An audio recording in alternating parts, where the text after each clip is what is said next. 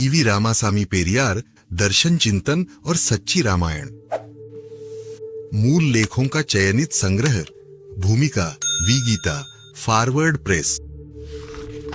पेरियार जानते थे कि जाति व्यवस्था बंधुत्व भावना के लिए काम नहीं करती।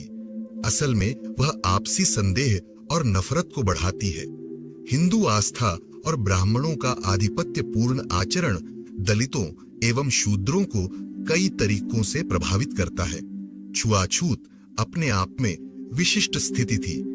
समग्र जातीय संदर्भों और तर्कों को समझते हुए उसका सामना सीधे सीधे किया जाना था। दूसरे, केवल छुआछूत को समाप्त करना पर्याप्त नहीं था, अपितु वर्ण धर्म नामक पूरी संस्था को मिट जाना चाहिए था। शूद्रत्व का मामला थोड़ा अलग था। हालांकि शूद्र भी एक सीमा तक ही स्पृश्य थे। ब्राह्मण की निगाह में उन्हें भी हीन और ओछा माना जाता था। लेकिन जैसा पेरियार लिखते हैं, शूद्र अपनी अस्थिर, अनिश्चित, अमानवीय परिस्थिति को स्वीकारने को तैयार नहीं थे। इस कारण एक ओर तो उन्हें ब्राह्मणों का पिछलग्गू बनते हुए देखा गया, दूसरी ओर खुद को दलितों से अलग दिखाते हुए। दलितों के प्रति शूद्रों के विद्वेष पर चर्चा करते हुए पेरियार लिखते हैं,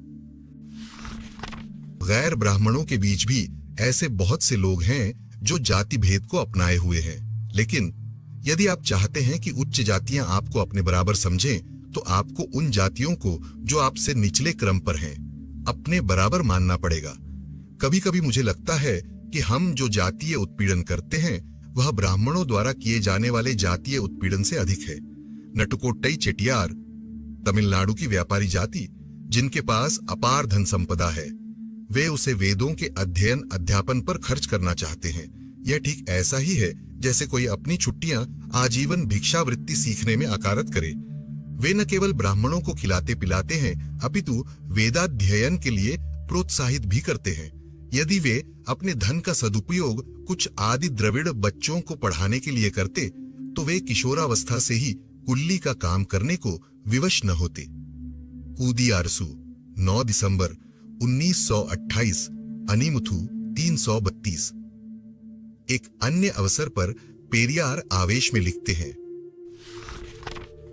जब हम आदि द्रविड़ों की बात करते हैं तो बात समझ में आती है कि उससे ब्राह्मण नाराज हो जाएंगे, लेकिन यह मेरी समझ से बिल्कुल परे है कि गैर ब्राह्मण भी उससे हतोत्साहित हो जाएंगे।